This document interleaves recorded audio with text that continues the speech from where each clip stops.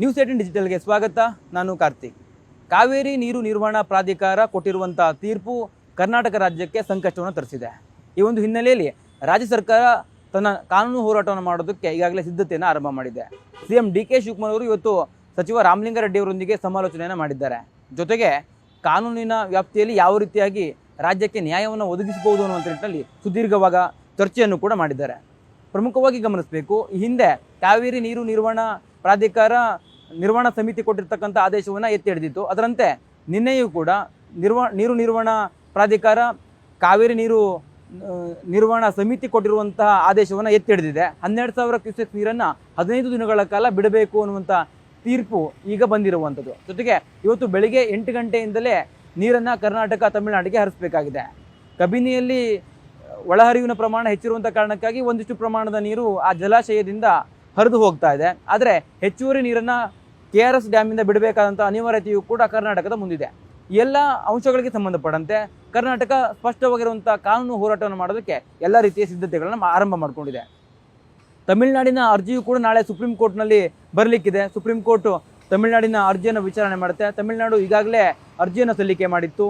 ನಮಗೆ ನೀರನ್ನು ಸಮರ್ಪಕವಾಗಿ ಅವರು ಬಿಡ್ತಾ ಇಲ್ಲ, ಕಾವೇರಿ ನೀರು ನಿರ್ವಹಣಾ ಪ್ರಾಧಿಕಾರದ ಆದೇಶವನ್ನು ಕರ್ನಾಟಕ ಸರಿಯಾಗಿ ಪಾಲನೆ ಮಾಡ್ತಿಲ್ಲ ಅನ್ನುವಂಥ ರೀತಿಯಲ್ಲಿ ಆಕ್ಷೇಪಣೆಯನ್ನು ಎತ್ತಿ, ಜೊತೆಗೆ ಸಂಬಂಧಪಟ್ಟಂತೆ ಕರ್ನಾಟಕ ರಾಜ್ಯಕ್ಕೆ ಸೂಚನೆಯನ್ನು ಕೂಡ ಕೊಡಬೇಕು, ನೀರು ನಿರ್ವಹಣಾ ಪ್ರಾಧಿಕಾರ ಮಾಡುವಂಥ ಆದೇಶವನ್ನು ಸರಿಯಾಗಿ ಪಾಲಿಸುವಂತೆ ನಿರ್ದೇಶನವನ್ನು ಕೊಡಬೇಕು ಅನ್ನೋ ನಿಟ್ಟಿನಲ್ಲಿ ಅವರು ಒಂದು ಅರ್ಜಿಯನ್ನು ಕೂಡ ಸಲ್ಲಿಕೆ ಮಾಡಿದರು. ಅದರಲ್ಲಿ ಬೇರೆ ಬೇರೆ ಅಂಶಗಳು ಕೂಡ ಒಳಗೊಂಡಿತ್ತು.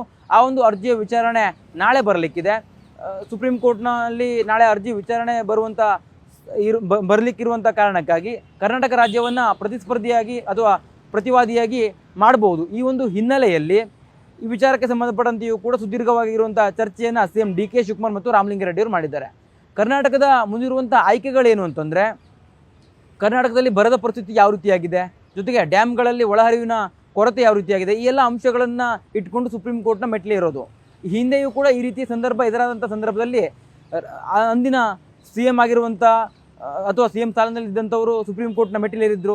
ರಾಜ್ಯಕ್ಕೆ ಒಂದಿಷ್ಟು ಪ್ರಮಾಣದಲ್ಲಿ ಅನುಕೂಲ ಆಗುವಂಥ ರೀತಿಯಲ್ಲಿ ತೀರ್ಪುಗಳು ಕೂಡ ಕೆಲವು ಸಂದರ್ಭಗಳಲ್ಲಿ ಬಂದಿತ್ತು. ಆದರೆ ಈಗಿರ್ತಕ್ಕಂಥ ವಾದ ಏನು ಅಂತಂದರೆ, ಕರ್ನಾಟಕದಲ್ಲಿ ಕುಡಿಯೋದಕ್ಕೂ ಕೂಡ ನೀರಿನ ಸಮಸ್ಯೆ ಇದೆ. ಇಂಥ ಸಂದರ್ಭದಲ್ಲಿ ತಮಿಳುನಾಡಿನ ರೈತರು ಬೆಳೆ ಬೆಳೆಯೋದಕ್ಕೆ ಹೇಗೆ ನಾವು ನೀರನ್ನು ಹರಿಸೋದಕ್ಕೆ ಸಾಧ್ಯ, ಕೊಡೋದಕ್ಕೆ ಸಾಧ್ಯ ಅನ್ನುವಂಥದ್ದು. ಜೊತೆಗೆ ಕರ್ನಾಟಕದ ರೈತರಿಗೆ ಈಗಾಗಲೇ ಸ್ಪಷ್ಟವಾಗಿ ರಾಜ್ಯ ಸರ್ಕಾರ ಹೇಳಿದೆ, ನೀವು ಡ್ಯಾಮ್ನ ನೀರನ್ನು ನಂಬಿಕೊಂಡು ಬೆಳೆಯನ್ನು ಬೆಳೆಯೋದಕ್ಕೆ ಹೋಗಬೇಡಿ ಅನ್ನುವಂಥದ್ದು. ಈ ವರ್ಷ ಕುಡಿಯೋ ನೀರಿಗೆ ನಾವು ಆದ್ಯತೆಯನ್ನು ಹೆಚ್ಚಾಗಿ ಕೊಡ್ತೇವೆ. ಜೊತೆಗೆ ಕುಡಿಯೋದಕ್ಕೆ ಮಾತ್ರ ಸಾಕಾಗುವಷ್ಟು ನೀರಿನ ಪ್ರಮಾಣ ಸದ್ಯಕ್ಕೆ ಡ್ಯಾಮ್ನಲ್ಲಿದೆ. ಮುಂದೆ ಮಳೆ ಆದರೆ ನಾವು ತಮಿಳುನಾಡಿಗೂ ಕೂಡ ನೀರನ್ನು ಕೊಡ್ತೇವೆ, ಜೊತೆಗೆ ರೈತರಿಗೂ ಕೂಡ ನೀರನ್ನು ಕೊಡ್ತೇವೆ ಅನ್ನುವಂಥ ಒಂದು ನಿಲುವನ್ನು ರಾಜ್ಯ ಸರ್ಕಾರ ಹೊಂದಿದೆ. ಆದರೆ ತಮಿಳುನಾಡು ಮಾತ್ರ ಪದೇ ಪದೇ ಖ್ಯಾತಿಯನ್ನು ತೆಗಿತದೆ. ನಮಗೆ ಈಗಾಗಲೇ ಹಂಚಿಕೆಯಾಗಿರುವ ಪ್ರಮಾಣದಂತೆ ನೀರನ್ನು ಕೊಡಬೇಕು, ಸಂಕಷ್ಟ ಸೂತ್ರದ ಅನ್ವಯವಾಗಿಯೇ ನೀವು ನೀರನ್ನು ಹಂಚಿಕೆ ಮಾಡಿ, ಆದರೆ ನಮಗೆ ಯಾವ ರೀತಿಯಾಗಿ ನೀವು ನೀರನ್ನು ಹಂಚಿಕೆ ಮಾಡಬೇಕಿದೆಯಲ್ಲ ಆ ಪ್ರಮಾಣದ ನೀರನ್ನು ನೀವು ಹಂಚಿಕೆ ಮಾಡ್ತಾ ಇಲ್ಲ, ಬಿಡ್ತಾ ಇಲ್ಲ ಅನ್ನುವಂಥ ಆಕ್ಷೇಪವನ್ನು ಎತ್ತಾ ಇದೆ. ಇಂಥ ಒಂದು ಸಂದರ್ಭದಲ್ಲಿ ಕಾನೂನು ಹೋರಾಟವನ್ನು ರಾಜ್ಯ ಸರ್ಕಾರ ಮಾಡಬೇಕಾಗಿದೆ. ಜೊತೆಗೆ ರಾಜ್ಯದಲ್ಲಿಯೂ ಕೂಡ ಕೆಲವು ಸಂಘಟನೆಗಳು ಕರ್ನಾಟಕ ಬಂದ್ಗೂ ಕೂಡ ಕರೆಯನ್ನು ಕೊಟ್ಟಿದೆ. ವಾಟಾಳ್ ನಾಗರಾಜ್ ಅವರ ನೇತೃತ್ವದಲ್ಲಿ ಕರ್ನಾಟಕ ಬಂದ್ಗೆ ಕರೆಯನ್ನು ಕೊಡಲಾಗಿದೆ.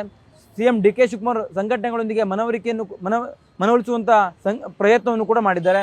ಕೆಲ ಸಂಘಟನೆಗಳಿಗೆ ನೇರವಾಗಿ ಮಾತುಕತೆಯನ್ನು ಕೂಡ ಮಾಡಿದ್ದಾರೆ. ಅಂದರೆ ಫೋನ್ ಸಂಪರ್ಕದ ಮೂಲಕವಾಗಿ ಮಾತುಕತೆಯನ್ನು ಮಾಡಿ ಬಂದ್ಗೆ ಬೆಂಬಲಿಸಬೇಡಿ, ಜೊತೆಗೆ ಬಂದ್ನಿಂದ ಯಾವುದೇ ರೀತಿಯ ಪ್ರಯೋಜನಗಳಾಗೋದಿಲ್ಲ, ಇಲ್ಲಿರ್ತಕ್ಕಂಥ ಜನರಿಗೆ ಇನ್ನಷ್ಟು ಸಮಸ್ಯೆಗಳಾಗತ್ತೆ, ಅದರ ಬದಲಾಗಿ ನಿಮ್ಮ ನಿಲುವೇನಿದೆ ಅದೇ ರೀತಿಯ ನಿಲುವನ್ನು ರಾಜ್ಯ ಸರ್ಕಾರವೂ ಕೂಡ ಹೊಂದಿದೆ, ಹಾಗಾಗಿ ನಾವು ಕಾನೂನಾತ್ಮಕವಾಗಿ ಹೋರಾಟವನ್ನು ಮಾಡೋಣ, ಸರ್ಕಾರವನ್ನು ಬೆಂಬಲಿಸಿ ಎನ್ನುವಂಥ ರೀತಿಯಲ್ಲಿ ಮನವಿಯನ್ನು ಕೂಡ ಮಾಡ್ಕೊಂಡಿದ್ದಾರೆ. ಜೊತೆಗೆ ಕೆಲ ಶಾಸಕರಿಗೆ ಮತ್ತು ಸಚಿವರಿಗೆ ಈ ಬಗ್ಗೆ ಸೂಚನೆಯನ್ನು ಕೂಡ ಕೊಟ್ಟಿದ್ದಾರೆ. ಯಾವ ಸಂಘಟನೆಗಳು ಈ ಬಂದ್ಗೆ ಬೆಂಬಲವನ್ನು ಕೊಟ್ಟಿದ್ದಾವಲ್ಲ ಆ ಒಂದು ಬೆಂಬಲ ಕೊಟ್ಟಿರ್ತಕ್ಕಂಥ ಸಂಘಟನೆಗಳ ಮುಖ್ಯಸ್ಥರನ್ನ ಸಂಪರ್ಕ ಮಾಡಿ ಅವರನ್ನ ಮನವೊಲಿಸುವ ಪ್ರಯತ್ನವನ್ನು ಮಾಡಿ ಅನ್ನುವಂಥ ರೀತಿಯಲ್ಲಿ ಮನವಿಯನ್ನು ಕೂಡ ಮಾಡ್ಕೊಂಡಿದ್ದಾರೆ, ಸೂಚನೆಯನ್ನು ಕೂಡ ಕೊಟ್ಟಿದ್ದಾರೆ ಶಾಸಕರಿಗೆ ಮತ್ತು ಸಚಿವರಿಗೆ. ಜೊತೆಗೆ ಈ ಒಂದು ಪ್ರಯತ್ನಗಳು ಸರ್ಕಾರದ ಭಾಗವಾಗಿ ನಡೀತಾ ಇದೆ, ಬಂದ್ನ ಯಾವುದೇ ಕಾರಣಕ್ಕೂ ಆಗದೆ ಇರೋ ಹಾಗೆ ನೋಡ್ಕೊಳ್ಳೋದಕ್ಕೆ. ಆದರೆ ಕರ್ನಾಟಕ ಬಂದ್ಗೆ ಕರೆ ಕೊಟ್ಟಿರ್ತಕ್ಕಂಥ ವಾಟಾಳ್ ನಾಗರಾಜ್ ಅವರು ವ್ಯತಿರಿಕ್ತವಾಗಿರುವಂಥ ನಿಲುವನ್ನು ಹೊಂದಿದ್ದಾರೆ. ಬಂದ್ ಮಾಡಿಯೇ ಮಾಡ್ತೇವೆ, ನಾವು ಕೇವಲ ಕಾವೇರಿ ನೀರಿನ ವಿಚಾರಕ್ಕಷ್ಟೇ ಅಲ್ಲ, ಮೇಕೆದಾಟು ಯೋಜನೆಯನ್ನು ಕೂಡ ಜಾರಿ ಮಾಡಬೇಕು, ಕನ್ನಡಿಗರ ಉದ್ಯೋಗ, ಹಾಗೆ ಹಲವು ವಿಚಾರಗಳನ್ನು ಇಟ್ಕೊಂಡು ಬಂದ್ಗೆ ಕರೆ ಕೊಟ್ಟಿರುವಂಥದ್ದು. ಆದರೆ ನಾವು ಬಂದನ್ನ ಮಾಡ್ತೇವೆ ಅನ್ನುವಂಥ ನಿಲುವನ್ನು ಹೊಂದಿದ್ದಾರೆ. ಕರ್ನಾಟಕ ಬಂದ್ನ ಭವಿಷ್ಯ ಬಹುತೇಕ ಇವತ್ತು ಗೊತ್ತಾಗ್ಲಿಕ್ಕಿದೆ. ಹಲವು ಸಂಘಟನೆಗಳು ಪೂರ್ವಭಾವಿ ಸಭೆಯನ್ನು ಮಾಡ್ತಾ ಇದೆ. ನಾವು ಬಂದನ್ನ ಬೆಂಬಲಿಸಬೇಕಾ ಬೇಡುವ ಅನ್ನುವಂಥ ನಿಲುವನ್ನು ಇವತ್ತು ಅವರು ಆ ಸಭೆಯ ಬಳಿಕ ತೆಗೆದುಕೊಳ್ಳಲಿಕ್ಕಿದ್ದಾರೆ. ಇದು ಒಂದು ಭಾಗ. ಆದರೆ ಇನ್ನೊಂದು ಕಡೆ ರಾಜ್ಯ ಸರ್ಕಾರಕ್ಕೂ ಕೂಡ ಸಾಕಷ್ಟು ಸವಾಲುಗಳಿದ್ದಂತೆ ಕಾಣಿಸ್ತಾ ಇದೆ. ಒಂದು ಕಾನೂನಾತ್ಮಕ ಹೋರಾಟ, ಈಗಾಗಲೇ ಕಾವೇರಿ ಪ್ರಾಧಿಕಾರದಲ್ಲಿ ರಾಜ್ಯ ಸರ್ಕಾರಕ್ಕೆ ಹಿನ್ನಡೆ ಆಗಿರುವಂಥದ್ದು, ಎಲ್ಲ ಅಂಶಗಳನ್ನ ಇಟ್ಟುಕೊಂಡು ಸುಪ್ರೀಂ ಕೋರ್ಟ್ನಲ್ಲಿ ಯಾವ ರೀತಿಯಾಗಿ ರಾಜ್ಯದ ಪರ ತೀರ್ಪು ಬರುವ ಹಾಗೆ ನೋಡ್ಕೊಳ್ಬೇಕು ಅನ್ನುವಂಥ ನಿಟ್ಟಿನಲ್ಲಿ ಸುದೀರ್ಘವಾಗಿರುವಂತಹ ಕಾನೂನು ಸಲಹೆಗಳನ್ನ ತೆಗೆದುಕೊಂಡು ಆ ಎಲ್ಲ ಅಂಶಗಳನ್ನ ಇಟ್ಟುಕೊಂಡು ಅರ್ಜಿಯನ್ನು ಸಲ್ಲಿಕೆ ಮಾಡೋದಕ್ಕೆ ಸರ್ಕಾರ ನಿರ್ಧಾರವನ್ನ ತೆಗೆದುಕೊಂಡಿದೆ. ಇವತ್ತು ಬಹುತೇಕ ಅರ್ಜಿ ಸಲ್ಲಿಕೆಗೆ ಸಂಬಂಧಪಟ್ಟಂತೆ ರಾಜ್ಯ ಸರ್ಕಾರ ಒಂದು ಅಂತಿಮವಾಗಿರುವಂತಹ ನಿರ್ಧಾರವನ್ನು ತೆಗೆದುಕೊಳ್ಳುತ್ತೆ. ಆ ಒಂದು ನಿರ್ಧಾರವನ್ನ ಸಾರ್ವಜನಿಕವಾಗಿಯೂ ಕೂಡ ಸ್ಪಷ್ಟಪಡಿಸುವಂತ ಕೆಲಸವನ್ನ ರಾಜ್ಯ ಸರ್ಕಾರ ಮಾಡಬಹುದು. ಇಲ್ಲಿ ಬಹುತೇಕವಾಗಿ ಪ್ರತಿ ಬಾರಿಯೂ ಕಾವೇರಿ ನೀರು ನಿರ್ವಹಣಾ ಪ್ರಾಧಿಕಾರದಿಂದ ಕರ್ನಾಟಕಕ್ಕೆ ಅನ್ಯಾಯ ಆಗ್ತಿದೆ ಅನ್ನುವಂಥ ಆರೋಪಗಳನ್ನ ರೈತರು ಮಾಡ್ತಾ ಇದ್ದಾರೆ. ಮಂಡ್ಯ ಭಾಗದಲ್ಲಿ ಪ್ರತಿಭಟನೆಗಳು ಕೂಡ ನಡೀತಾ ಇದಾವೆ. ಇಂಥ ಒಂದು ಸಂದರ್ಭದಲ್ಲಿ ಸರ್ಕಾರಕ್ಕೂ ಕೂಡ ಸವಾಲಾಗಿದೆ. ಸರ್ವಪಕ್ಷ ಸಭೆ ನಡೆಸಿದಂಥ ಸಂದರ್ಭದಲ್ಲಿಯೂ ಕೂಡ ಸರ್ಕಾರಕ್ಕೆ ಸ್ಪಷ್ಟವಾಗಿರುವಂತಹ ಸೂಚನೆಯನ್ನ ಸಲಹೆಯನ್ನ ವಿಪಕ್ಷಗಳು ಕೊಟ್ಟಿತ್ತು. ಸರ್ಕಾರ ರಾಜ್ಯದ ಅಸ್ಮಿತೆಗಾಗಿ, ರಾಜ್ಯದ ಅನುಕೂಲಕ್ಕಾಗಿ ತೆಗೆದುಕೊಳ್ಳುವಂತ ಎಲ್ಲಾ ನಿರ್ಧಾರವನ್ನ, ಎಲ್ಲ ಹೋರಾಟವನ್ನ ವಿಪಕ್ಷವಾಗಿ ನಾವು ಕೂಡ ಬೆಂಬಲಿಸುತ್ತೇವೆ ಅನ್ನುವಂತ ನಿಲುವನ್ನ ಸ್ಪಷ್ಟಪಡಿಸಿತ್ತು. ಈ ಹಿನ್ನೆಲೆಯಲ್ಲಿ ಸರ್ಕಾರ ಸ್ಪಷ್ಟವಾಗಿರುವಂತಹ ನಿರ್ಧಾರವನ್ನು ತೆಗೆದುಕೊಳ್ಳದೇ ಇದ್ದಂತಹ ಸಂದರ್ಭದಲ್ಲಿ ಅದು ಸದನದ ಒಳಗೂ ಕೂಡ ಕೋಲಾಹಲವನ್ನ ವಿಪಕ್ಷಗಳು ಸೃಷ್ಟಿ ಮಾಡಬಹುದು. ಈ ರೀತಿಯ ಒಂದು ಪರಿಸ್ಥಿತಿಯಲ್ಲಿ ಸಿಎಂ ಡಿ.ಕೆ. ಶಿವಕುಮಾರ್ ಅವರು ಇದ್ದಾರೆ, ಹಾಗೆ ಜಲಸಂಪನ್ಮೂಲ ಸಚಿವರಾಗಿರುವಂತಹ ರಾಮಲಿಂಗಾರೆಡ್ಡಿ ಅವರು ಕೂಡ ಇದ್ದಾರೆ. ಹಾಗಾಗಿ ಹಿರಿಯ ಅಧಿಕಾರಿಗಳೊಂದಿಗೆ ಸಭೆಯನ್ನ ಮಾಡ್ತಾ ಇದ್ದಾರೆ, ಜೊತೆಗೆ ಕಾನೂನಾತ್ಮಕ ಸಲಹೆಗಳನ್ನು ತೆಗೆದುಕೊಳ್ತಾ ಇದ್ದಾರೆ, ಜೊತೆಗೆ ಸುಪ್ರೀಂ ಕೋರ್ಟ್ನ ವಕೀಲರನ್ನು ಕೂಡ ಸಂಪರ್ಕ ಮಾಡಿ ಅವರೊಂದಿಗೂ ಕೂಡ ಸಮಾಲೋಚನೆಯನ್ನ ಮಾಡ್ತಾ ಇದ್ದಾರೆ.